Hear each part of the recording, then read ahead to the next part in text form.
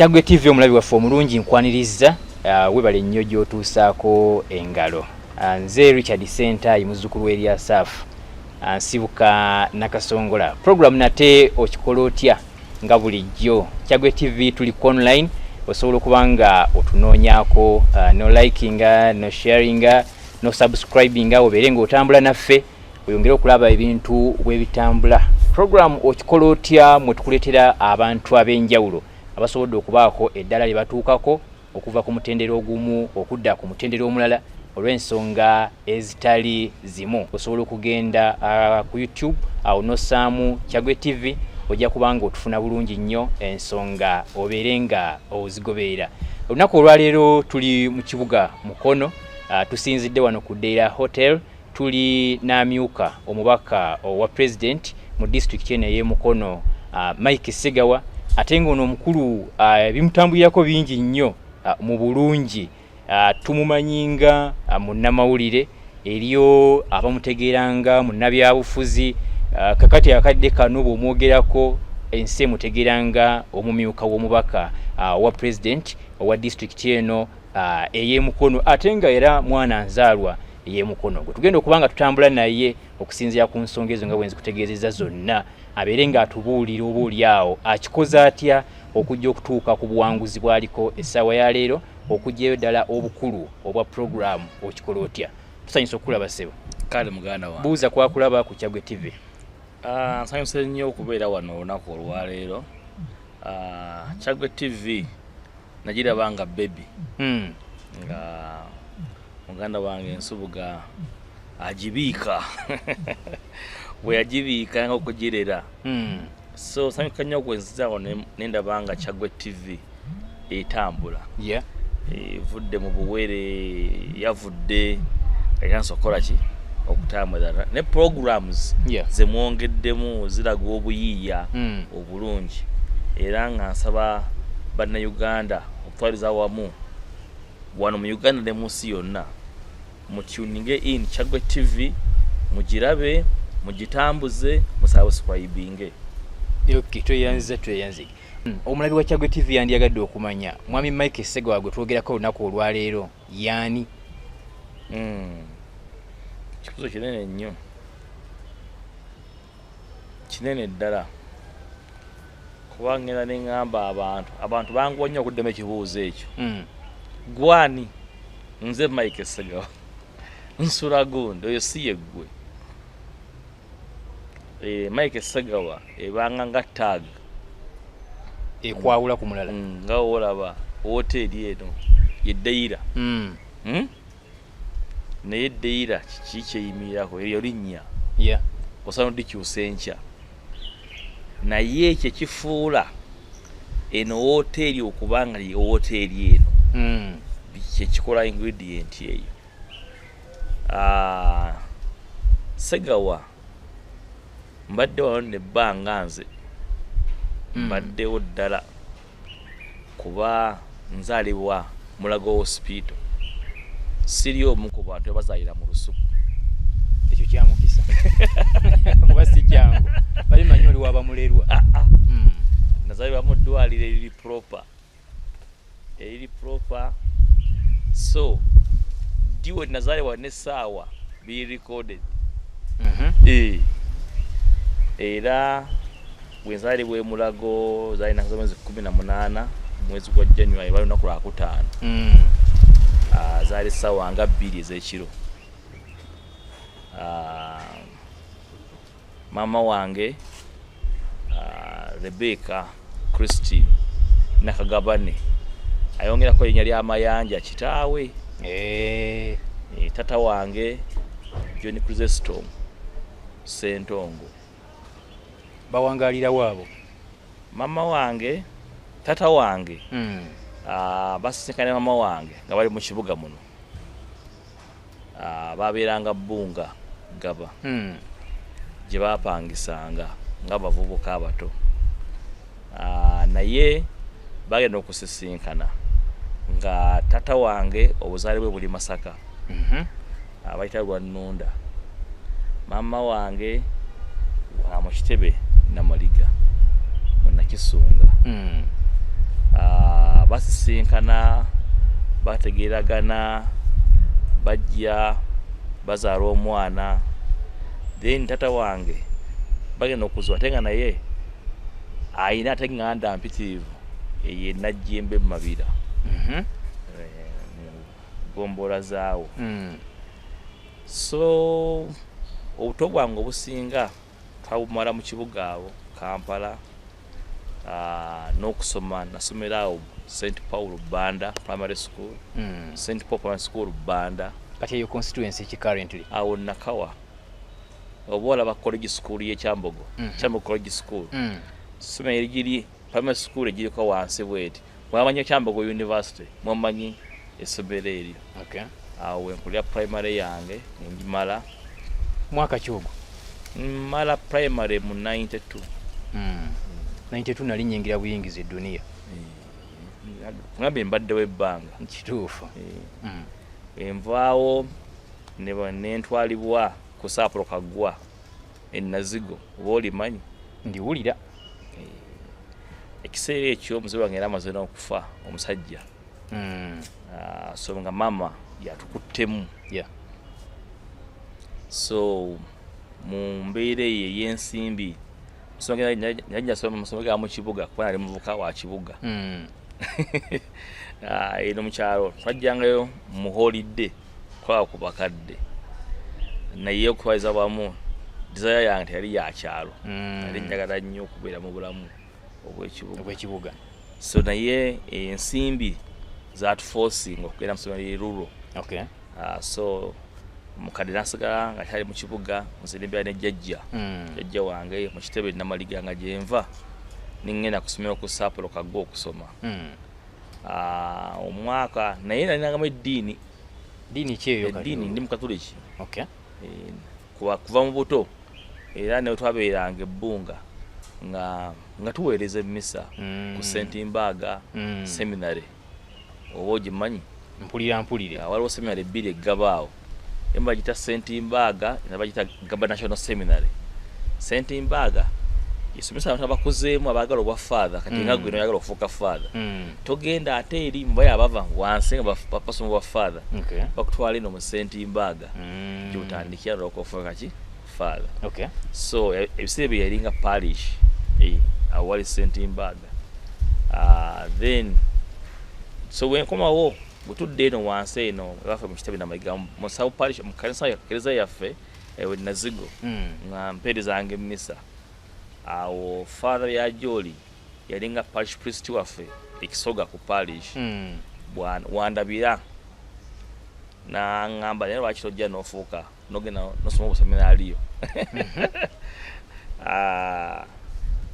kyembala mu bulamu bwange yali gemu kyenja y'obulamu bwange bwonna kuba obanga obadde mu kyalo obulamu bwamwe kunoga mwanyi nze omu kubasa okusimba vanire waffe eyo katono nnyo RDC tebannakuteeka mu kirowoozo ekyo ekyokwongera okuguka mu buweereza obw'eddiini gwe wakiinamu ng'oggyeko okugamba nti okulidde mu mbeera eyo bwe nalinga muto nali musabi mulungi nze gwolaba nali musabi mulungi anti eriyo abaana be bakaka tebankakeera era father ansanga mu kuweereza mmisa ngamba tugenda okukola interview unfortunately nalingenda okukola interview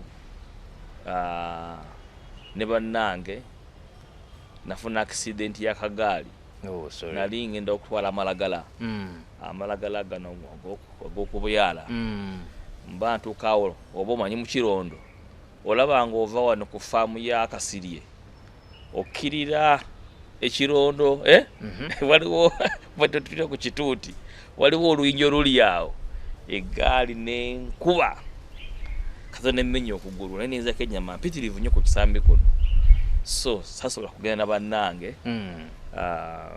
kukola interview so waliwo chance ey'okubiri okujja okukola interview wano e Mukono ku St Paul oba ogenda e Nyenga ku seminary mazima ddala we namala okuwona mu wiiki singa 2-3 mu maaso wana mukulu yaŋŋamba nandagira e Nyenga gye wali era nagenda nzekka ku myaka egyo ne nkwata ekkubo neninya taxi nenzija ewantoni neninya motoka zigenda ejjinja nengende jinja neninye zidda nyenga nentoke nyenga nenyambuka ku kasozi ku parish oba nyenga wati mu spreading center waliwo parish eri awaine eddwaliro eryali ery'abagenge ne bandagira ku seminari waggulu ningenda ku seminari waggulu eyo gye nasanga Fada Kasajja yalinga dean of studies ku seminary nange tuka wali nange ningamba wow kino sikirabanga kuba musomeko dagera lindabye kebiseera ebyo tiwali osubali linyirira lifaana bulungi kwekananga seminary enyenga otuka wali main building compound eva kuno park eri buli kimu tukamanga embeera yeeyagaza wali walungi nnyo era nange negoma isenga mpita interview eno so nakola interview nzekka saje kwa n'abaana bannange balala nakola interview nzekka father nangamba ono boyise tujja kukola ki tunakuyita so nenzira ye waffe mu kitebe yayobadde December oyo mu February wa 93 father atwala bannange basatu ku seminary be yafunye ebbaluwa zaabwe amaliri atwala ku seminary bamugamba neeyo ono nayo weeri olumufuuse bana akomawo ate nange akola ki nange nkima mazima ddala siteka nakweteka genda mu seminary ekyaliwo awo mu mbeera yaffe gye twalimu awo ekyakola ki kyetwakwatakwata omusajja nanvuga nantwala mu seminariyo ntentuuka wali fala bya gyoli seminary zali expensive actually seminary education is expensive mama wange ayitasobola kumala kutwala sente zonna era fala bya gyoli ebbanga lyonna namala enyenga nga half 50% ya school fees zange yamanyi gyazijja omulimu gwange kuwummula kumuwa ripooti nampa school fees gwengola birawo emisomo gitambula mukadde nayitayo naye akaki akatundu nengenda nensoma seminari yanyumira nnyo lwakuba ate nafuna shooko kuba mazima ddala olunaku olwasooka mu seminari nasanga akavuga kali mu siniya 2 bakaitanga kabo Kenya ne kati father Bukenya musajja wa kitiibwa Bukenya asanga mazo kumbuza akafaliso kange ne ka case ansanga nyimiridde ku gate mu mulyango gwa dome ambuza gwe ovawa konze sebo mva kisoga parish nangamba semira wano nankuba enyindo ne oli yandirowoozezza nti ekifonge ekyo obwetoowaze kyekikulu ndi mu kulaga kale kyo shoko kati akadawo kanzukusa ko omusajja yannumya ku first day nali manya asanga abamalayika mu seminariyo abali abo bajjudde abasajja abayimba emisa kuva ku makya paka kawungeezi so olunaku lutambula bulungi seminari eri very organized buli kintu kitambulira ku program so natuuka misana waliyo lanchi otuuka ku seminariyo buli mwana ali mu seminary ayina entebe kwatu katenga olaba wano eno mwine emisa nga 10 ng'abanga 3 oba 5 buli muntu ayina tebo kwaliira mu kifo kye tokyusa kifo so rekita ne wayingira obuyingizi bwati amanya licha gyatoolabwa mu dining hall amanya kifo kyo amanyi tebo yo neitebe wokwaki olonga kike kiri mu ekyo it's order oba ye setting order so buli tebe wali abantu nga 8 ku 10 we batyo era ino kuba n'omukulembeze waayo tumuyita big man big man buli mwaka balonda omukulembeze wa tebo so ku dining omulimu gogenda sowani yo beerawo oba ne fork ne spoon ne nakambe bakuyigiza from day one mu seminary oyina okutuula ku table butereevu nga wondaba wano amazzi gabeera ku mukono ki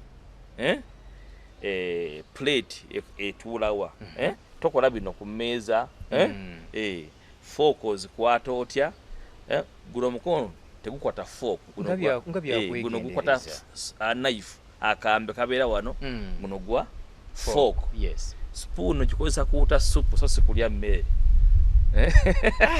eyo biga so nebatandika okubasomesa tuza table manners. Yes. Wemuba mulya bye bitwabeeranga mu kyalire bwaffe mu kitebe nti oboolya toyogera empisa z'okulujjuliro munyumya mulina okubanga munyumya ku table era bakuba akade tatata buli omu asirika abeerawo announcement egenda okwogerebwa kagamba we were well trained. Yeah. So era ng'ofuna omuntu okutegeera omuntu oyo kikaaki tunula nga bagabanya emmere nga bagaba emmere otegeera abantu oyo ali trained watali trained. Bwema musaavi nga tosaavi kasowane kujijjuza omenyako osalako n'oli abano nga naye basaavinga noka pass me the dish ne bagikomyawo ne bakusaavinga era n'olya paka buli omu nabakolaki so dish eba yeetooloola. Yes. Teggwera kuki ku muntu omu siba dish kugwera ku muntu omu nga muli ku era yo mumala lunch muzannyamu okaawo katono ne muddeyo mu class. Yeah. Ne musoma ku sawa 10 either olunaku lwa games oba lwa kola manual work. Olumu lwa games webagamba mu budde bwa manual work buli omu alina waakolera. Yeah. Tomalaga gabattuka waliwo ababeera mu nnimiro wabeera mu compound wabeerawo abaabooza ebinaabiro wabeera ku dining gy'otali kyokolerayo okitegeera. Mubeera group ebalina team leader mwe mukolera wano era bwatakoze buli bagamba oyo teyakoze. Ekyo kikola ebbanga lyonna lobeera mu seminary. Olunaku lwa sports buli mwana ali mu seminary alina okubako sports gyazannya. Tebiyo no nze simanyi kunya sports. Seminary siza aba gifted people only. Yep. Sport buli omu alina okukola ki. Era mu seminary twatuuka waliwo omupiira waliwo volleyball waliwo basketball waliwo table tennis waliwo lawn tennis waliwo buli kika kya muzannyo. We had like 7-8 different courts. Abaana balina okukola ki nti biscuit waliwo obudde bwonna tino abo bali wabweru tebalina mugaso ku kisaawe. Tekiriiwo. Wanyumirwanga ki?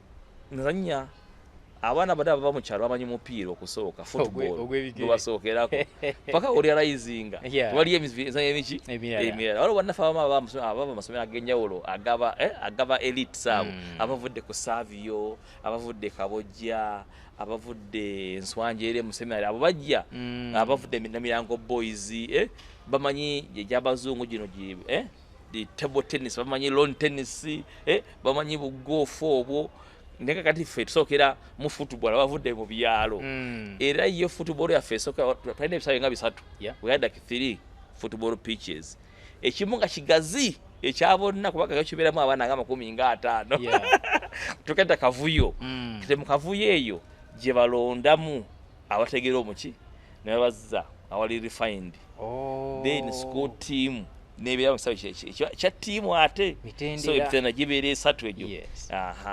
Then neze dayekera nnyo to test almost every game. Nakuba akapiira nkamanyi tondaba kuba na loboto sawa zino. Kasente anti. Akapiira sesende. Akapiira nakasamba muko nenga sinzo omukwali bamanyi omupiira. Kuba nanga bamanyi omupiira kati nga wano walo mukono kamawenda kajimu ntiraje mubanga ajadda kati mu arts mu susa arts. Mbadde manyo gena gamba former mayor. Waliwo kajimu classmate wange. Yabeeranga ngaawo wansi awo kuba abera ali mmanyi waawo waliwo omukwano wange Sentongo Thomas babeeranga ngeye side z'entaawe eyo mu Nsambwe eyo. Bo nabalabanga abamu balinga balonye mu football abo basana bava Nswanjeere bamanyi lawn tennis bamanyi table tennis fene sookera mu football era mu football gye nava nenjiga basketball. I'm very good by the way mu basketball. Very lwako wano ekibuga kyaffe pozi ekinalaga ekyo tuyeteekamu ebintu byonna biri wansi wanteekateeka za volleyball naye ne muyiga bulungi. Table tennis ndi kafulu mu table tennis era n'okyawona omukyayina wano muwangula ndi mulungi nnyo mu table tennis.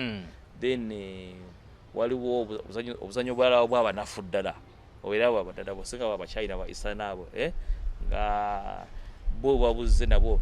Seminary was giving us everything. Lawn tennis gwe saayiga ye yannemerera yali muzibu nalaba mu oluzungu bwayirungi olina okumuwa obudde ate yetaaga ne fitness endala Yeah. yetaaga some level of fitness ne concentration. So emizannyo tulizannya bwe tutyo era namwe balinya kugamba muno it was punishable obutazannya. Naye ate mu dda kyali kikuyamba. It was punishable. Era kyali punishable obutazannya sports oba obutakola manual work. Okay. Bwe muvaawo nga mugenda nga munaaba, bwe mumala okunaaba mugenda mu preps era. Okusoma mu seminary is a very serious discipline. Yeah. You have to be able to be intellectual. Era mu seminary okubanga toyita kikugobya bulungi. Mbadde manyi nawe njo okugamba mu maaso. Baba balina kukulwanako oyite. Bakulwanako. Naye Engeri Seminary largely almost 98% bafadha basomesaamu. They are already intellectuals. Tebamanyira kubona era obalabanga obona abaana okusoma gwobeera ku list y'efuluma seminary. Oba obona abaana okola ki n'ebyokusoma obeera ku list kuba mu marking eyo eri tight gye balina era kyova olabanga mu top schools you'll always find seminaries. Kisubi, Nyenga, Mubende, Bukalasa, obusangasanga mugunde eyo tight marking yaabwe. Olina okubeera a student who is an average student, or you're able to average. Yeah. Seminary tebaagala abantu nti balungi nnyo mu kino babi nnyo mu kino. Baagala omuntu ali balanced.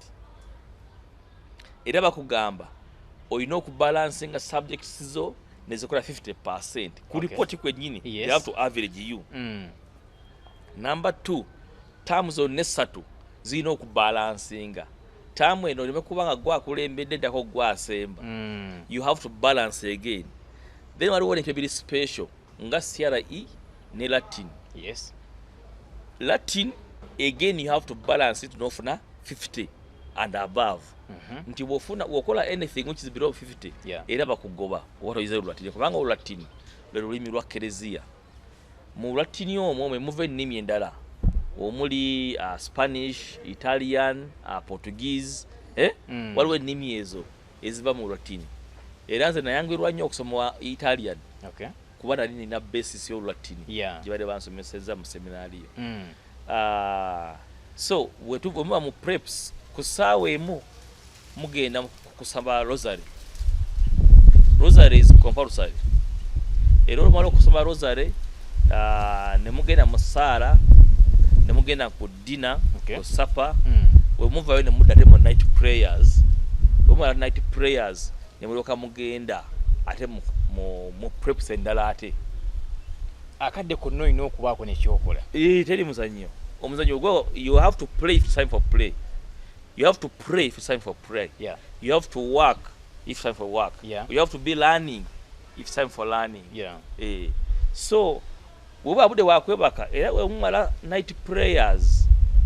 Wemumala night prayers ku ssaawa zibanga 2:3 awo. Temuddamu kwogera paka nkeera after breakfast. Temuddamu kwogera. Mpozi ng'olina ensonga semasonga. You have to be studying, reflecting. Oziwera ssaawa 4 ogenda ku dormitory kwebaka paka ku makya ne mugenda mu morning prayers. Morning prayers ne musirika mudekera nga 30 reflection meditation. Ne musoma misa. Uva mu misa ne mugenda ne musoma bamala preps ku makya muba mu preps ne muddayo ku breakfast. Bamala breakfast ne muddayo mu classes ate paka ssaawa 7 era ne mudda there's prayer before lunch. Ne mulyoka muddayo ate okulya wenatandikidde awo mukola kwa natukira mudde bwakulya. So ne mudda mu dining era. So obudde bwonna obwo nali realizinga you must have a timetable in your head. Naye ekirungi seminary there are very many leadership sports. Ojja kusanga nti mu dormitory nayo leader golina okugoberera. Ku dining waliyo leader gogoberera. Mu church eriyo leader gogoberera. Mu class eriyo leader gogoberera. Mu entertainment eriyo buli kimu buli wantu wodda waliwo obukulembeze obukugayidinga. So kyenasinga okwagala. So in terms of nkole ki it is not there. mpozi gwe nga wataddemu effujjo eri kugana okubako kyokola okubako gwe kyokola.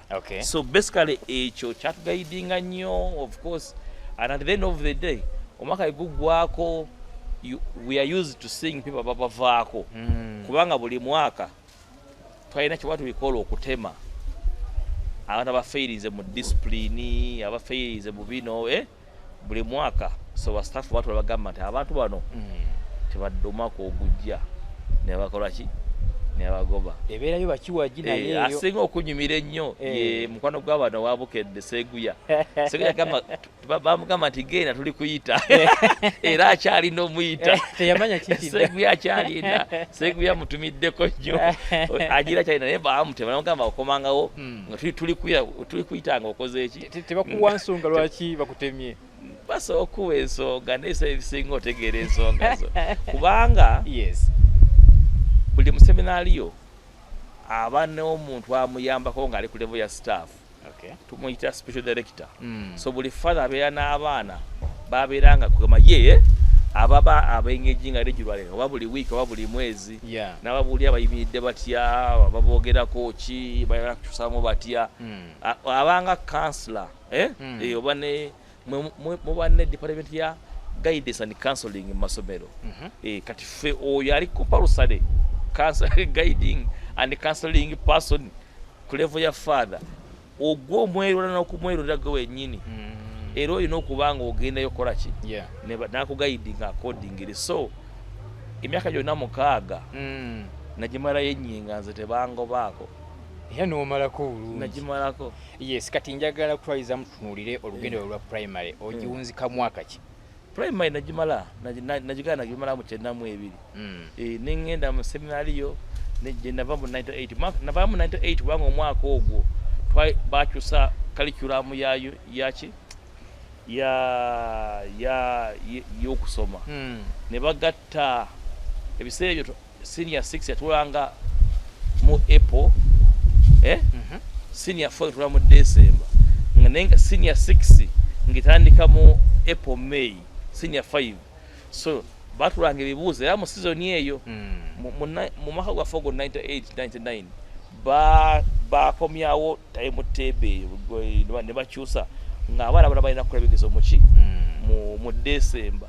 Kati ffe abali mu senior 6 ogwo omwaka twali mu senior 5 ne tukola ebibuuzo in the same year ne banafe abatuli mu maaso bebakola ki kati ffe ne tubanga erevo yange bagisalako emyezi 5 nakola erevo mwaka gumu n'ekitundu era we mmala erevo at that point in time nali ngenze nga nina touch ne ba missionaries bafather bali awo bombo awo namaliga bombo babakyala ba Don Bosco Series of Don Bosco nga bafather banjagala nnyo nga bampita nnyo mu holidays okukola youth camps maze ebbanga nkola n'abavubuka kyebeka ekintu kyesinga okubamu ne expertise n'okusinga amawulire yenkolagana yange n'abavubuka mbadde nnyo mu bulamu bwabwe kuva mu senior 4 nga nkola youth camps awo ebbomba awo.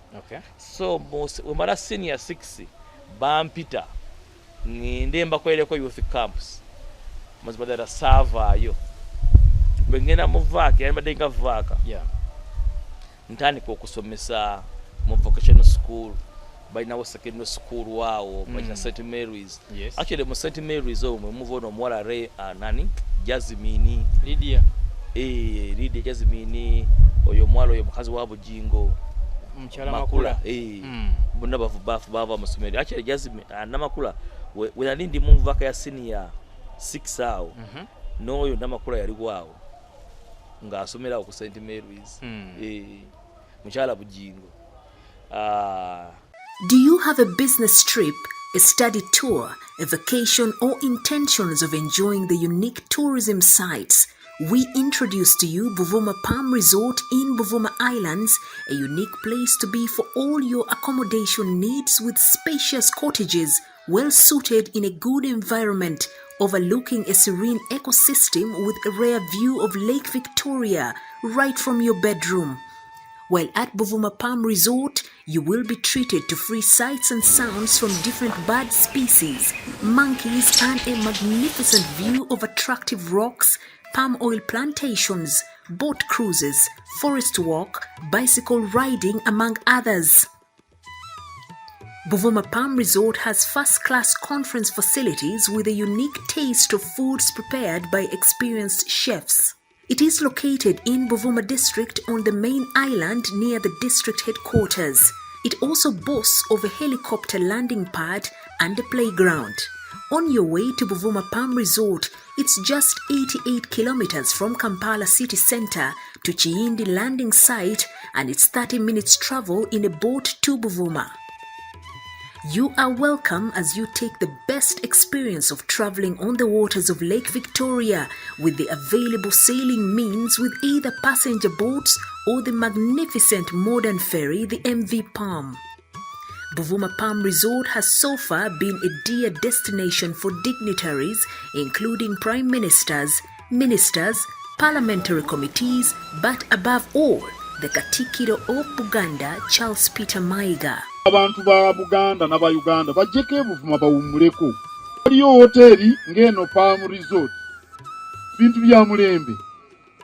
Oli muzadde ng'okyalemereddwa ku ssomero ki mw'oyinza otwala omwana wo omwaka guno? Nsonga ki ekyakulemesezza? School fees baakusabye nnyingi? Olugendo lunene ng'ebyentambula bikyakalubye? Nandi ky'onoonya essomero erinaalabirira obulungi omwana wo? Okuviira ddala ku by'okusoma mu kibiina, okuzannya n'okutumbula ebitone, ekyokuddamu si kirala. Ly'essomero lya Prudence Junior School, Empoma Mukono, lisangibwa ku luguudo oluva e Mukono okudda e Kayunga, nga wakayitako mu katawuni k'Ekisowera opposite n'Empoma Girls School. Prudence Junior School liri mu kifo kigazi bulungi era ekisirifu, ate nga lirina abasomesa abakugu ddala, ebyokwerinda ku ssomero biri gguluggulu, ebyentambula babikolako anti emmotoka ezitambuza abaana weeziri. Essomero lya ddene boarding nga mu kaseera kano okuwandiisa abayizi kugenda mu maaso awo ku ssomero. Liwandiisa abayizi okuva ku daycare, nursery paka ku P7. Ebisale birungi ddala ng'abaana abava ewaka basasula emitwalo 3 gokka, ng'ate bo ab'ekisulo basasula emitwalo 6 gyokka. Abaana balya bulungi ne bakeera ku ssomero nga basanyufu. Bw'ayagala okuwandiisa omwana n'okumanya ebisingawo, kuba ku noti 7 noti 1 29 92 38 oba noti 773 noti 62 21. Prudence Junior School, tuwa omwana wo tumusomese, togenda kwejjusa.